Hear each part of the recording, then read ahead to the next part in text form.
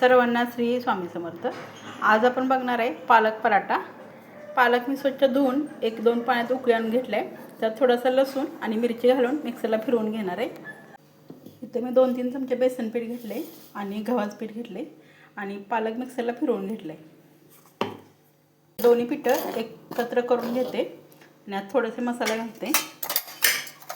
हळद घातल्या आणि थोडासा गरम मसाला घरी केलेला,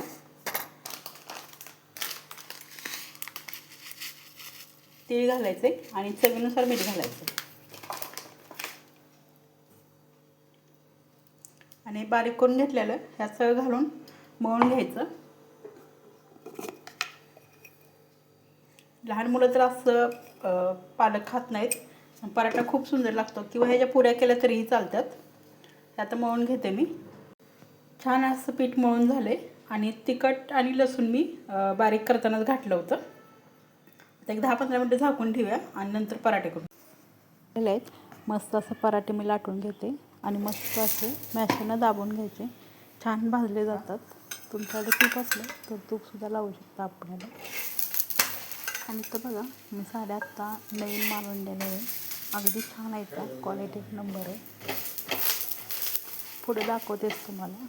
छान असे पराठे झाले, या सर्वजण जेवायला। तिळाची चटणी, दही, मसाले भात आणि पराठे आणि सुंदर साड्या आत्ता माल आलेला आहे, खूप छान आहेत।